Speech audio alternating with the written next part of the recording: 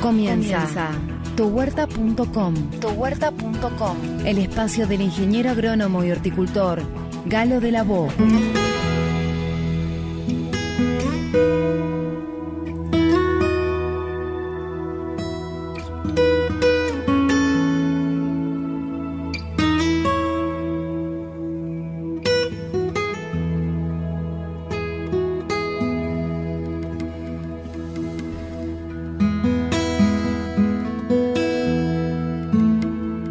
Se va yendo el sol, 5 y 7 de la tarde. Y él viene, caminando. Ya hizo el último paseo por la huerta. Viene con las herramientas en la mano. Se saca la campera, se sienta.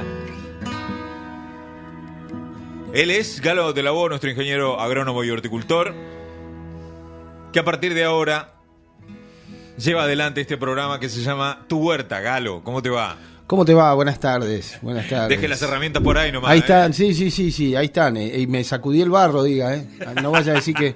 No, si no va a venir Marinés y se va a enojar, sí, ¿no? Tiene razón, se Claro. sacudió El otro día le dejé todo lleno de barro acá. No, bueno, no, pero está bien. Después hizo lo que tenía que hacer, que fue, buscó la escoba, la espala. Y claro, juntó... así me enseñaron, ¿no? Sí, señor.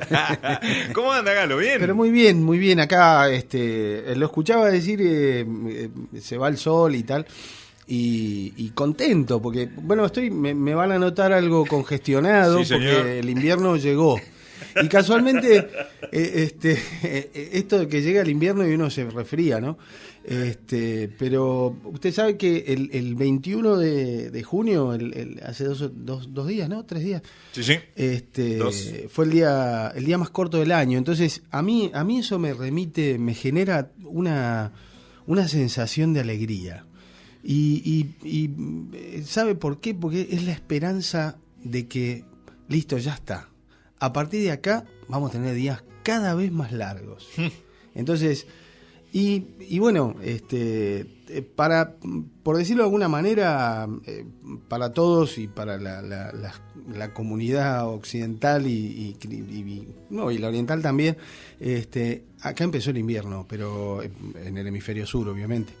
Pero para mí es como que ya se siente olor a primavera.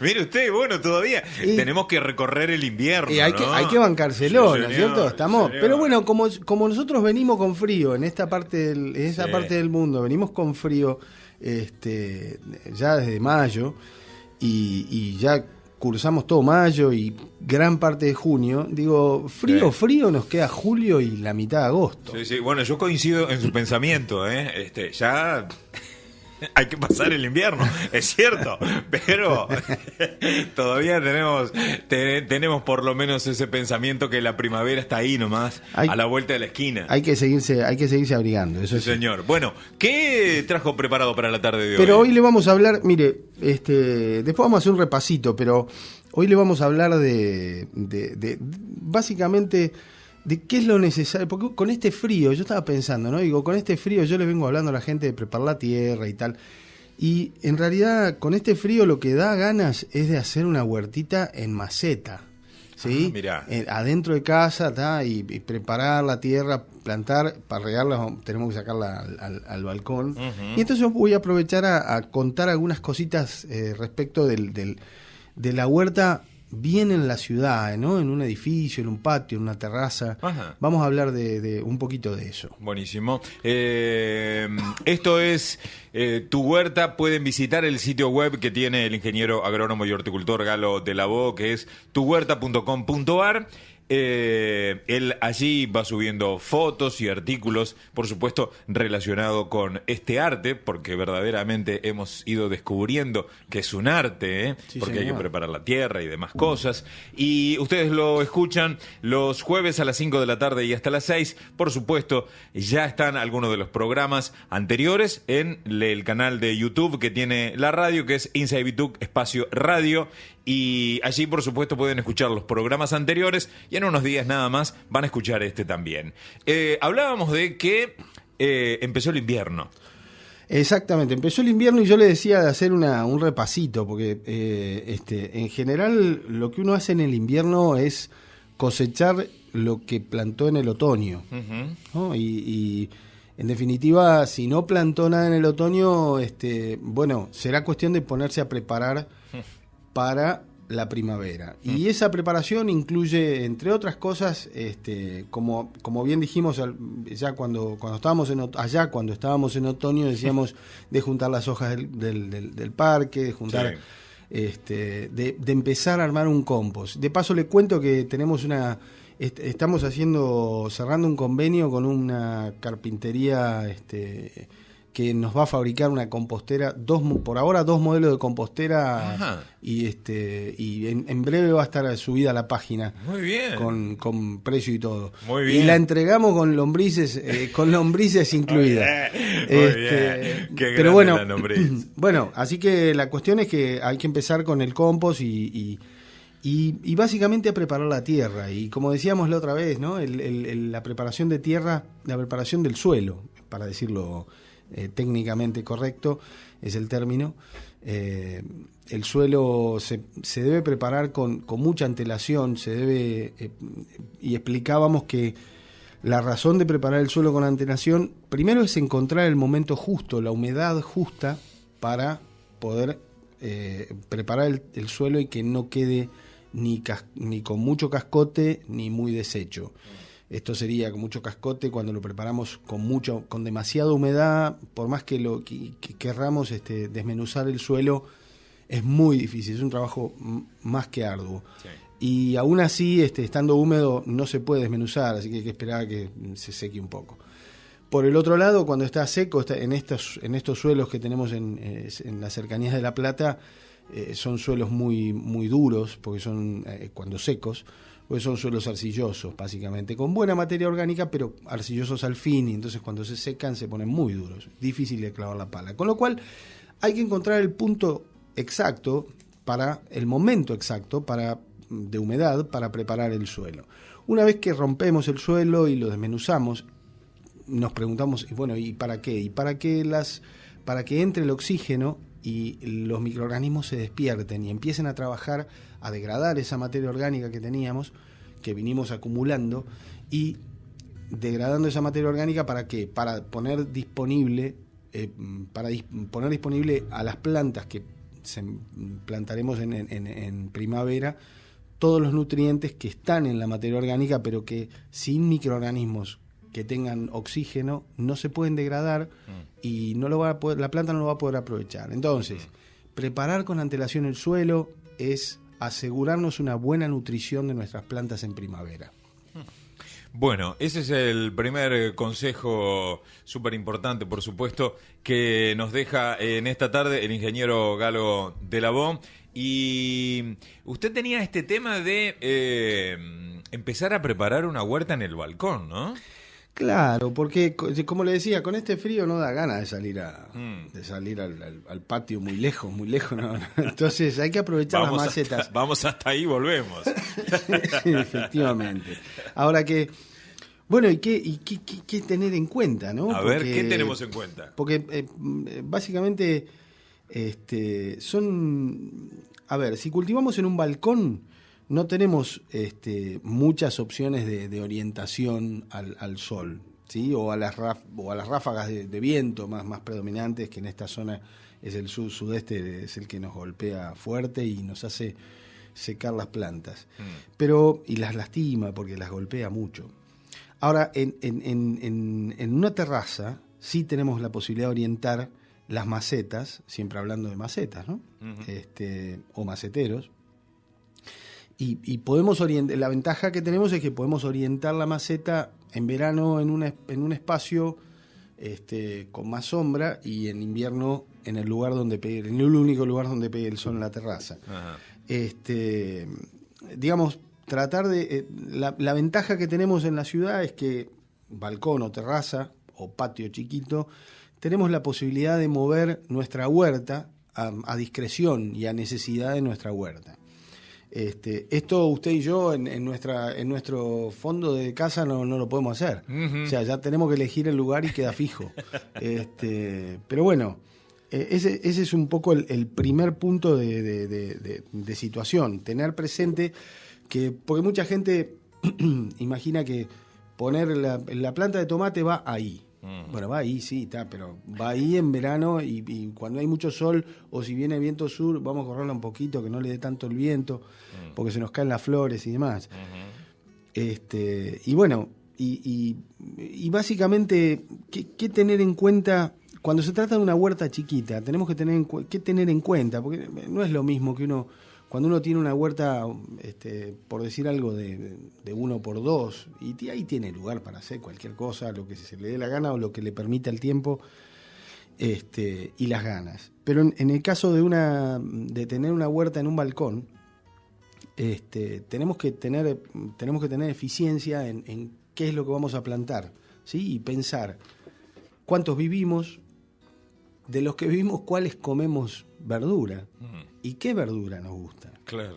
Y además, tener presente que la huerta en maceta es un poquito más cara, porque tenemos que tener el recipiente, tenemos que tener el suelo, y bueno, y eso ya lleva un costo extra que hay que tenerlo en cuenta, porque una consulta antes de que te vayas de tema, pero quiero que me parece que es importante. Diga. Cuando hablamos de macetas, ¿qué tipo de medidas de macetas? Porque por ahí, en general, te escuchamos a vos que decís, sí, una maceta, pero cuando vamos nosotros a comprar, el vendedor nos dice, mirá, tenés esta, varias medidas, ¿qué querés plantar? Y uno no sabe.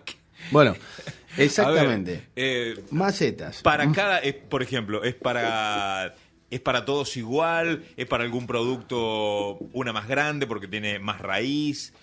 ¿Cómo sería el tema? En realidad la maceta va en función de lo que vos quieras plantar. Bien. En principio, las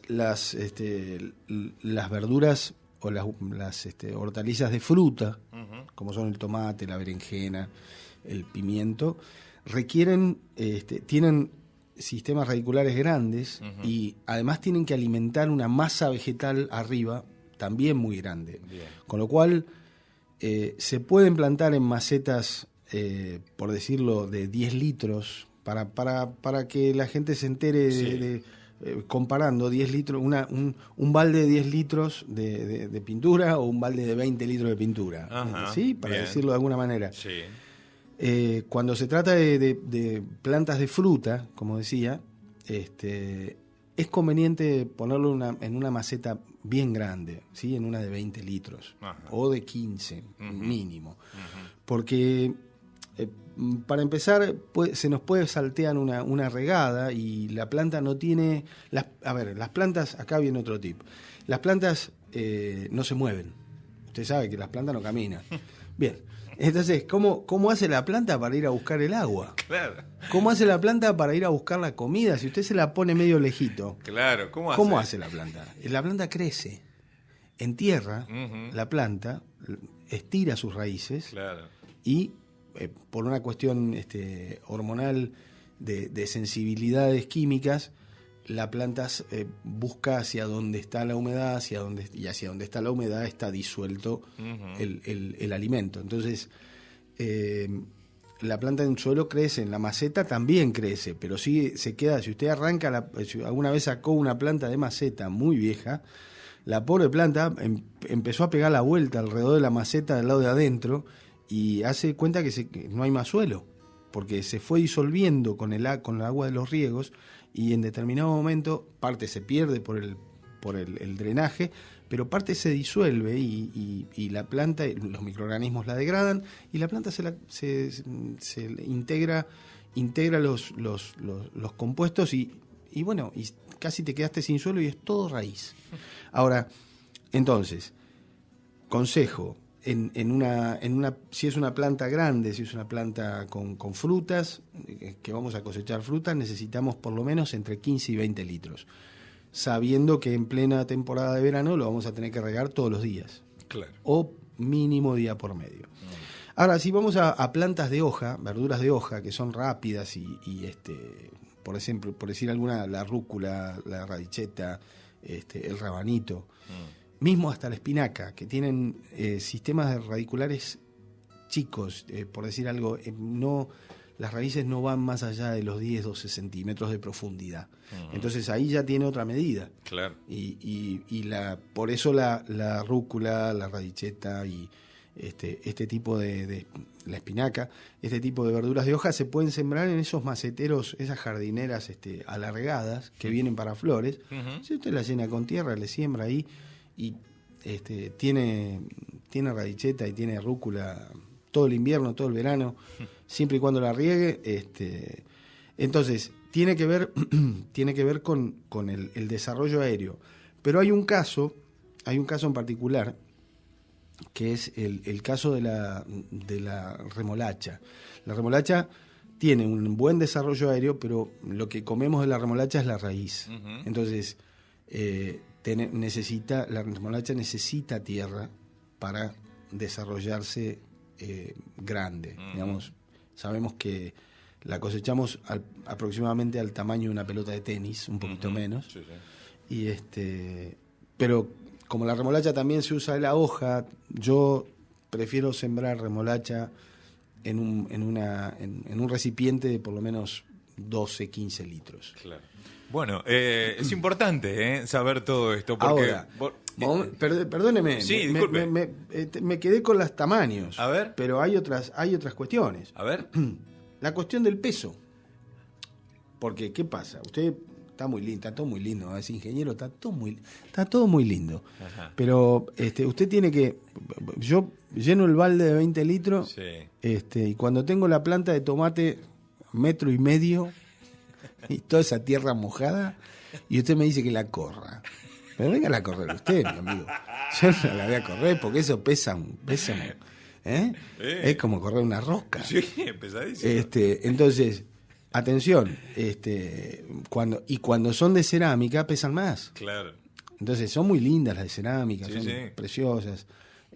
Habitualmente vienen con los agujeritos de drenaje ya preparados. Hay que revisar los agujeritos de drenaje. Ajá. Habitualmente, pero usted no sabe la cantidad de veces que me dicen, y tengo que hacerle, ingeniero, le tengo que hacer agujerito abajo a la maceta. Y sí, uno qué sé yo lo aprendí de muy chico, entonces uno dice, no puede ser, y bueno, una de mis hijas siempre me dice, vos tenés que explicar las cosas sencillas, porque las cosas sencillas a veces son las que la gente no conoce. Claro. Entonces, revisar los agujeritos de drenaje, claro, de las macetas es clave. Y el peso de la maceta, teniendo presente que la voy a tener que correr o que la voy a querer correr, también es importante. Mira, hace poquito, anteayer me consultaron respecto de un macetero que íbamos a hacer en un bar de aquí del centro de La Plata, y querían hacer unos maceteros bonitos para la calle, en madera, y bueno, herraje y qué sé yo. Y bueno, pregunté, le digo, decime una cosa, esos maceteros quedan ahí, está, listo, quedan clavados en la vereda. No, me dice, eso lo tienen que correr las mozas. No, le digo, no. Pobre chica. Pará, no, conseguí estas que hacen ejercicio con las pesas, ¿no? Claro. Físico-culturista, porque... Claro. Para con unos maceteros de 1 por medio, de 1 metro por 40 centímetros, de 40 centímetros de profundidad, eran inamovibles. Mirá qué buen dato ahora para las chicas que van a ser mozas, claro, que pueden ir a un gimnasio, porque vayan, se vienen las macetas. Vayan, no, por suerte la consulta no fue el hombre ya la tenía prevista, ¿no? Me dice, pero a mí me parece que es muy pesado. Y sí, le digo, muy pesado.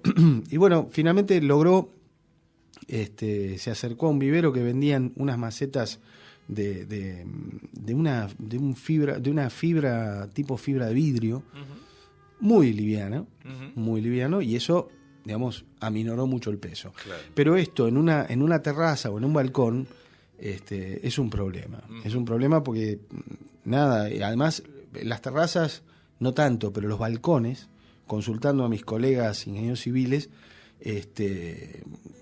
tienen su cálculo de resistencia. Claro. Acá estamos con otro tema. Claro, esas abuelitas que le gusta llenar de maceta el balcón, porque dice, no, mirá, le saco gajo de acá, le pongo acá, y le saco aquel y le pongo aquel, y tráigame una maceta más grande y vaya a traerme tierra.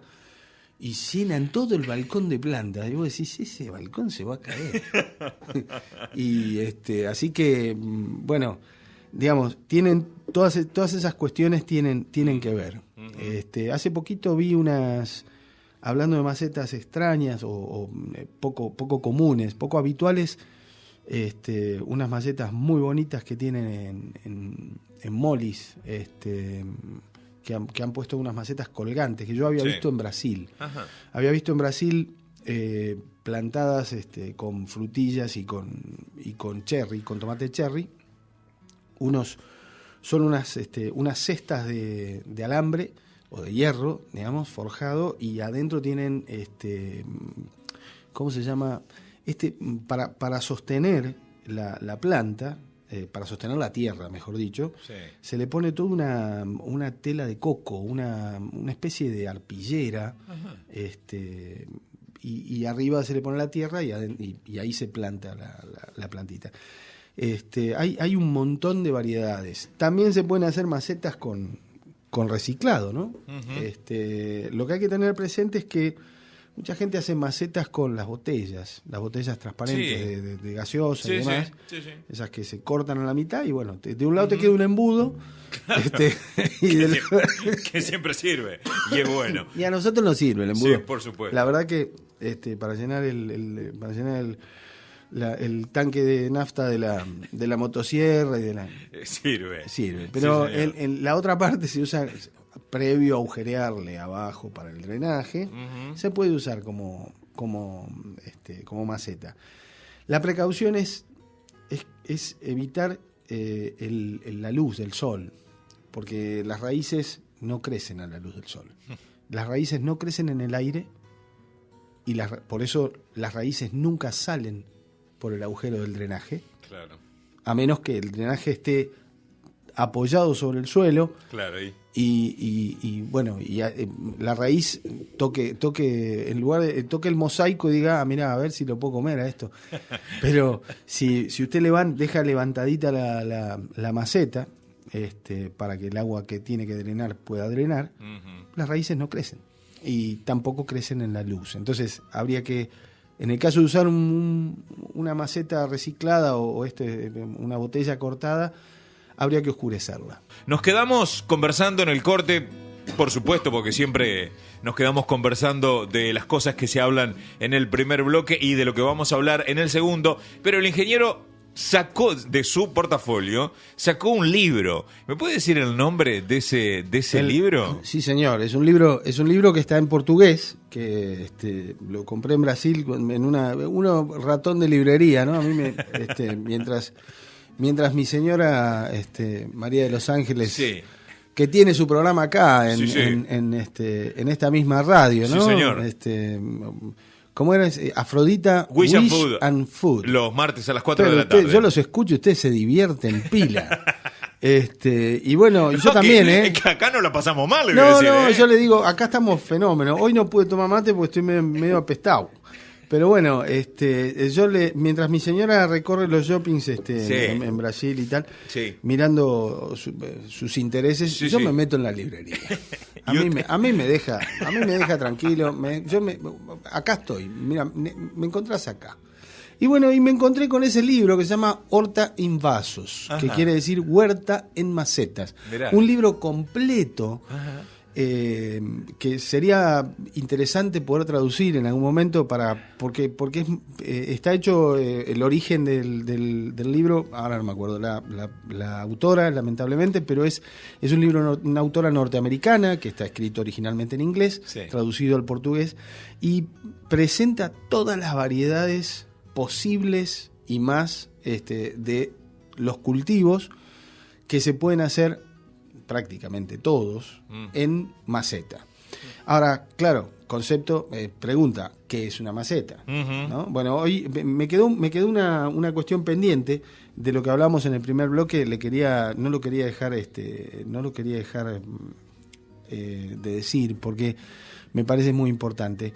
Cuando yo le decía de reciclar los envases vacíos, uh-huh, yo sabe con qué hago macetas en casa para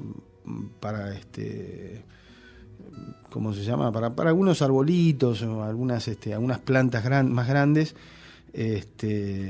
corto los bidones de agua, los bidones de 5 litros de agua, les corto la cabeza, digamos, me quedo con un embudo grande, y bueno, pero el punto es que si usted no los cubre, si usted no lo tapa del sol, no solo que las raíces no crecen ahí, sino que se genera, cuando uno lo pone al sol, se genera un invernadero ahí adentro. Y lo que hace, además de quemar las raíces más jóvenes, matamos toda la microflora, matamos los microorganismos que son los que van a degradar la materia orgánica, como le decía hoy. Pero bueno, usted sabe que tengo, yo lo había traído como una nota de color, pero ahora que estamos hablando de las macetas, sí. En este libro esta señora presenta cosas magníficas, como por ejemplo en una maceta que tendría el tamaño de un balde de 20 litros, pero un poco más, de boca más grande, ella propone sembrar especies que son de crecimiento, digamos, que se enganchan que se deben, de crecimiento vertical, ¿sí? O sea, por ejemplo, chaucha, tomate, arvejas. Ella propone sembrar, por ejemplo, maíz, ¿sí? Sembrar 3-4 plantas de maíz, sí. Y al lado de la planta de maíz sembrar arveja o chaucha. Entonces, a medida que va creciendo, que son plantas que se van enredando, a medida que va creciendo, una sostiene a la otra. Ah, mira. Entonces, bueno, perdóname que... No, por ahí favor, va, por favor. Ahí salió. Sí, sí. La picazón. Y aparentemente lo logra. Yo este libro lo compré este año y ahora en la primavera lo voy a probar. Lo voy a probar, le voy a sacar foto y lo voy a poner en la página. Porque si lo puedo hacer, digamos, si se puede hacer, claro. Y acá hay fotos, así que aparentemente debe ser así. Debe ser así. Sí, señor. Ahora, como nota de color, usted sabe que en este libro encontré algo que hacían mis tías. Mis tías de Entre Ríos, mis tías de Gualeguaychú, ellas, claro, antes la cosecha de papa venía en las bolsas de arpillera, tal, y bueno, y siempre cuando venía la papa se ponía en la misma bolsa que ya estaba en el piso, ¿no? Y con frecuencia, después de 2 o 3 rellenados, agarraban esa bolsa de papa, cuando se vaciaba, y en esa misma tierra tiraban las cáscaras de papa o tiraban pedazos de papa y cultivaban papa en la misma bolsa de papa. Ajá. Y esto es una propuesta que hace esta señora, o sea, propone tomar una bolsa de las de papa que ahora que no son más de arpillera, pero que sirven a los fines, sí. Rellenarla hasta la mitad de tierra y sembrarle 4 papas en las 4, digamos, en los bordes. Y bueno, aparentemente logra cosechar una bolsa de papas en la bolsa de papas, claro. Con 4 papas. Increíble, ¿eh? Así que eso es un lindo desafío, porque al principio hablábamos de que la huerta en macetas es un poco más cara, tiene su coste porque bueno, hay que comprar la maceta, hay que comprar la tierra. Sí. En el caso de la papa, ya tenemos una solución por anticipado y no tenemos que hacerle agujeritos para drenaje, porque las bolsas de papa drena normalmente. Sí. Qué interesante, ¿no? Porque hay muchas cosas que por ahí, cuando las escuchamos, parecen novedosas, parece que fueran de hoy. Y sin embargo, son cosas que ya se hacían hace bastantes años, ¿no? Sí, yo estoy seguro que cualquiera que vea que no tuvo la suerte que tuve yo de ver eso que tenían mis tías, cualquiera que vea este libro y diga, mirá lo que inventó esta señora. No, ¿qué lo va a inventar? Claro.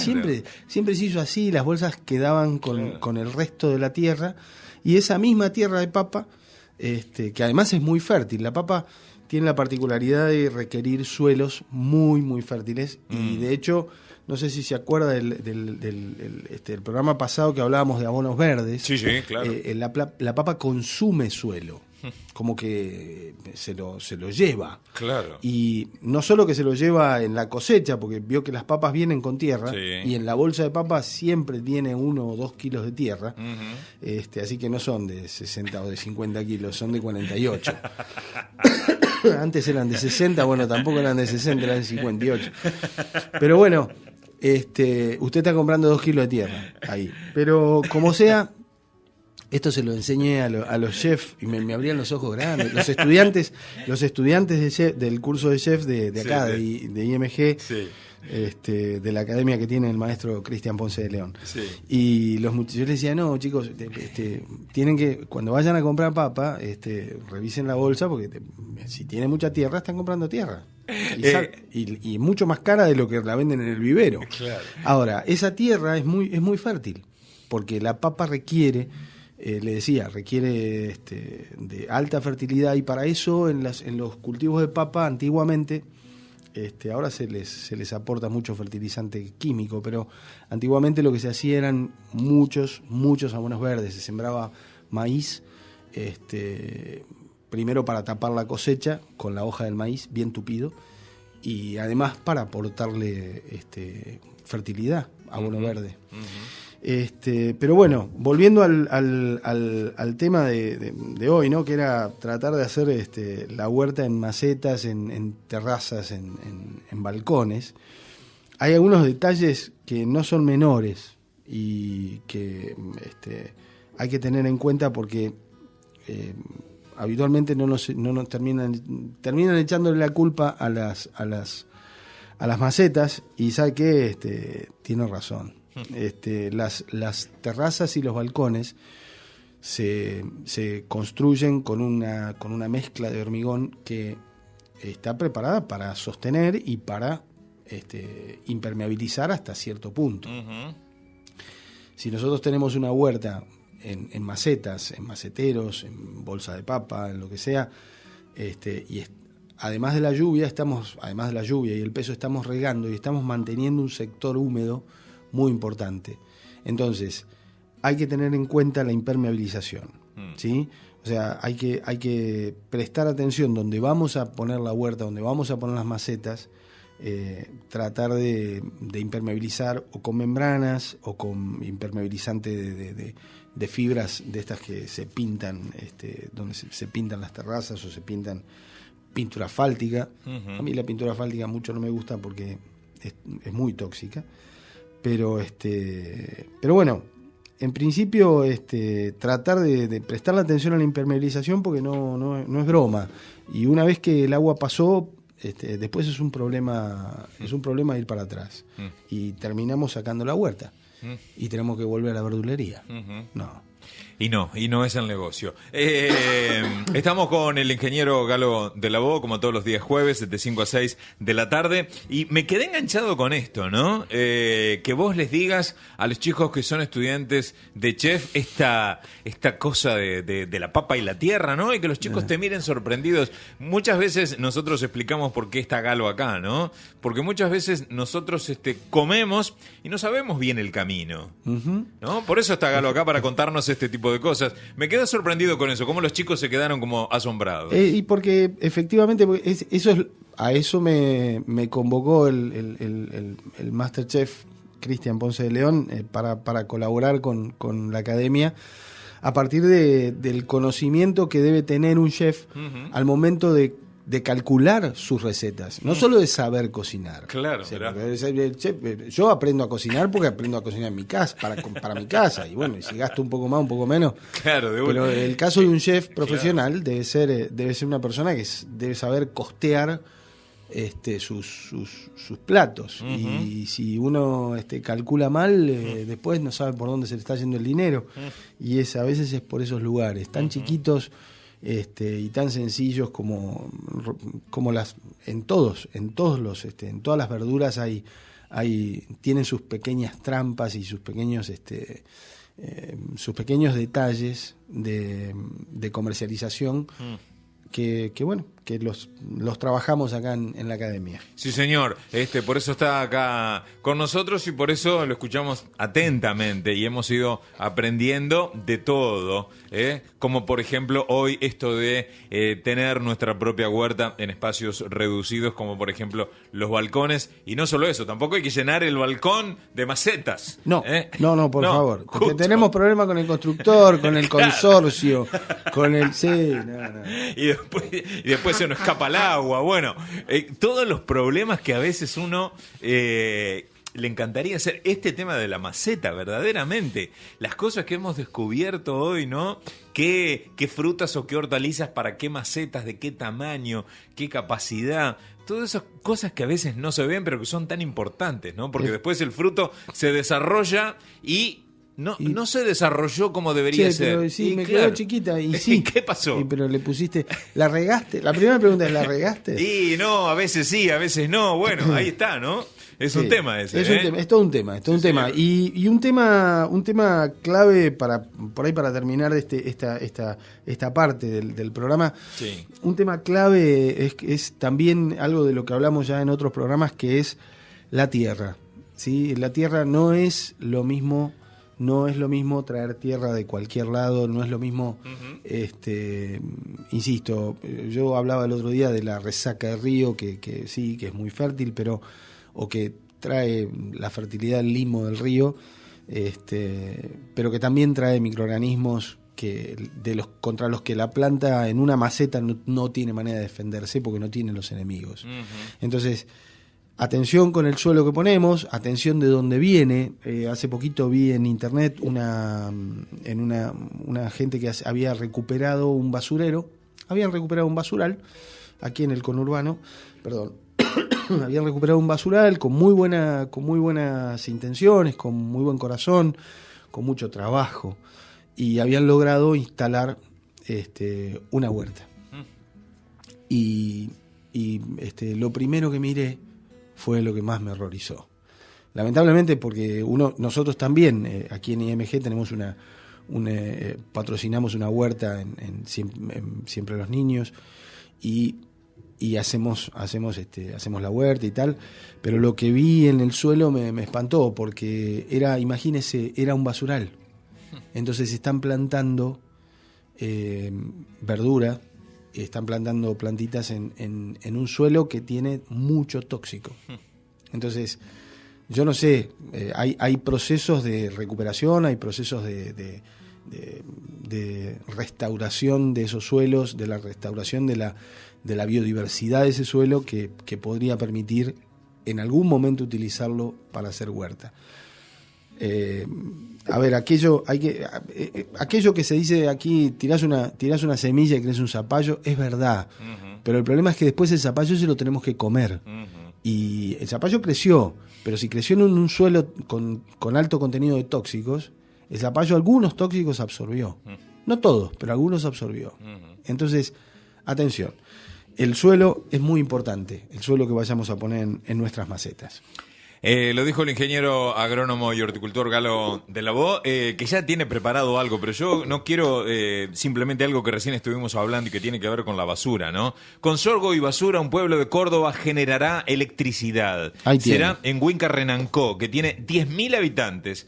Se producirá biogás con los residuos orgánicos de 7 localidades de la zona. Galo. Ahí tiene.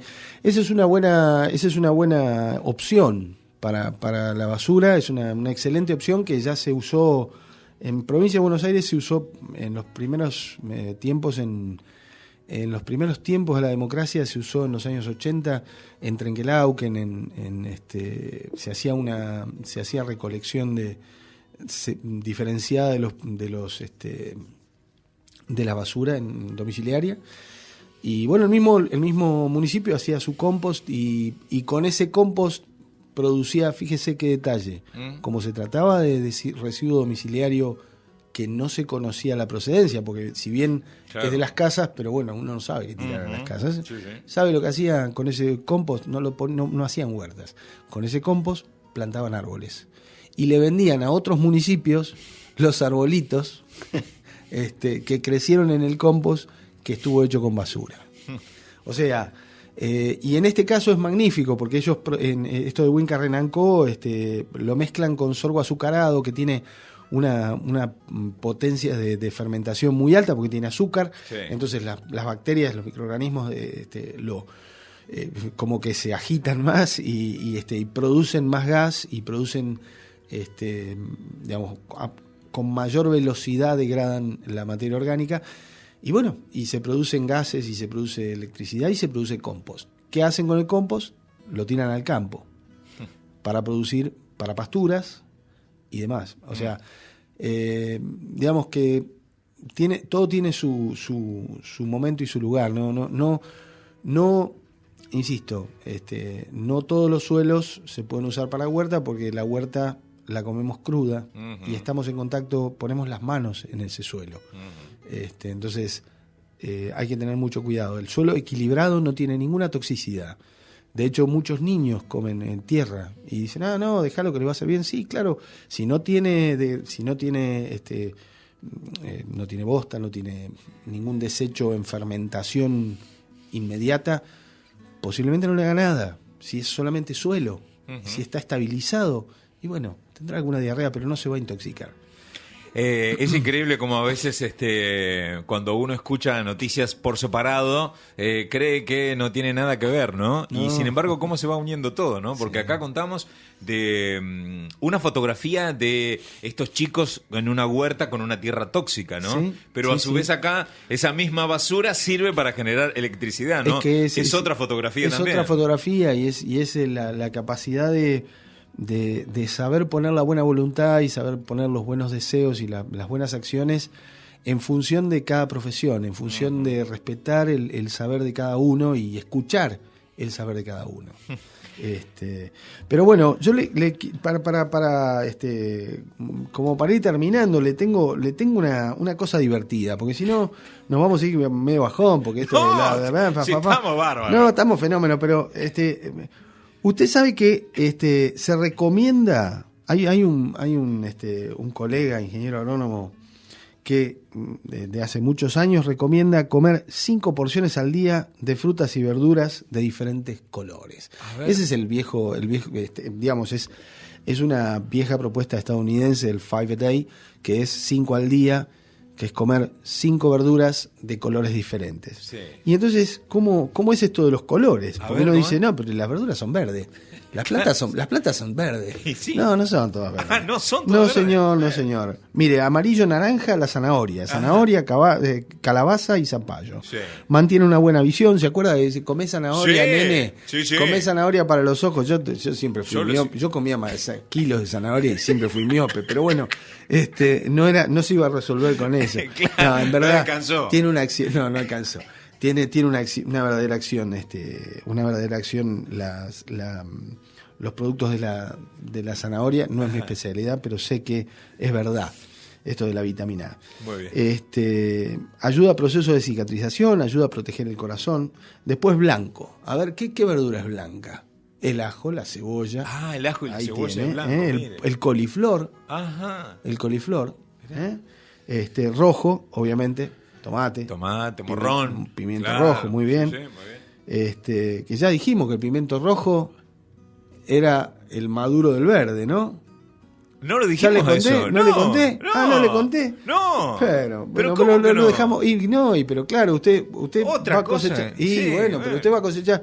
El pimiento verde está verde. El pimiento está verde. Está verde. Ajá. En cambio, si usted lo quiere rojo, lo tiene que dejar madurar. No madura verde, madura rojo o madura amarillo o madura naranja. Hay un montón, hay distintos colores de pimiento. Ahora paso por la verdulería acá y me peleo. Se va a pelear por el precio el morrón. Se va a pelear. Perdón. Sí. Lo que está 80 caro y pico mangos. Lo que está caro es el choclo. Y sí. Impresionante. Impresionante, digo yo. Impresionante, ¿no? Porque viene de Salta. Viene de Salta viene choclo. Viene muy lejos, viene de muy lejos. Así que tiene mucho flete, y ahora con el 40% que quiere Moyano va a estar más caro todavía, así que Atájese, ¿eh? Vamos a comer otra cosa. Vio que todo está relacionado, ¿no? Sí. Y bueno, y así. ¿Y qué otro color tiene? Violeta, por ejemplo, rabanito, repollo. Qué cosa rica el rabanito. Repollo colorado. Sí. Qué rico. Berenjena, radicchio. Cebolla morada. Ajá. Cebolla morada, hablando de cebolla morada, ¿cómo anda Viene, usted? muy bien. ¿Cómo viene su cebolla? Sí, señor, vengo regando todo. Pero ¿le brotó o no le brotó? Sí, brotó. Sí. Tiró. Sí. Y bueno, mande foto. Foto. No, súbalas nomás, que tenemos el desafío para el 9 de julio. Sí, tenemos No sé si llegamos. No sabemos, ¿no? No sé si llegamos. No, bueno. Es mucho frío. Mucho frío. Pero bueno, ahora... Y por último, y ya terminando, ¿no? Porque los colores y tal está muy bien, pero ¿qué es lo que comemos? ¿Qué parte de la planta? Yo me quedé pensando, digo, bueno, medio que se nos fue el programa, pero vamos a charlar otro día de qué es lo que comemos, qué parte de la planta comemos. Ajá. Y por qué. Eso me gustó, ¿eh? Claro, porque usted lo dijo como al pasar hoy, lo de la remolacha, ¿no? Claro, la remolacha comemos todo, ¿sí? La remolacha se come la hoja, se come la penca, que es lo que vulgarmente se llama el tallito. Exacto. ¿Sí? La penca. Y se come la raíz. Ahora, usted lo dice tan así, pero yo creo que, como me ha pasado a mí en otra oportunidad, ¿no? ¿Cómo que se come todo? ¿Y vio? Y bueno, ¿No se sorprende con eso? El brócoli, por ejemplo. Sí. El brócoli y el coliflor comemos la inflorescencia. Uh-huh. Solo comemos la inflorescencia. Y en realidad todo lo demás del brócoli y del coliflor son productos que son bastante fuertes. Si uno llega a comer digamos, el tronco que sería una locura, ¿no? Hervir el tronco del coliflor aparte que va a largar un olor espantoso. Tiene en su degradación, el tronco tiene productos volátiles que son bastante tóxicos y que se aprovechan para ingresarlos molidos al suelo. Sí. Para estabilizar algunos insectos dañinos del suelo. Mirá. Como que enterrando brócoli uno se asegura que no va a haber algunas pestes de las que habitualmente nos atacan en verano. Bueno, muy bien. Ya nos hemos pasado de las 6, Galo. Mire lo que es esto, 6 y pico. Y bueno. Gustavo Héctor Chávez ha dejado su me gusta en la fanpage de la radio, así que le mandamos un saludo. Pero muchas gracias. A Gustavo. Muchas gracias. Galo, muchas gracias por venir. Espero que se recupere pronto. Pero sí, yo también. Y gracias a usted y por la paciencia. Y bueno, mándeme la foto de la cebolla a ver si llegamos al 9 de julio. Y si no, para el Día del Amigo. Y será. Galo, gracias por venir. Buenas tardes, gracias. Chao.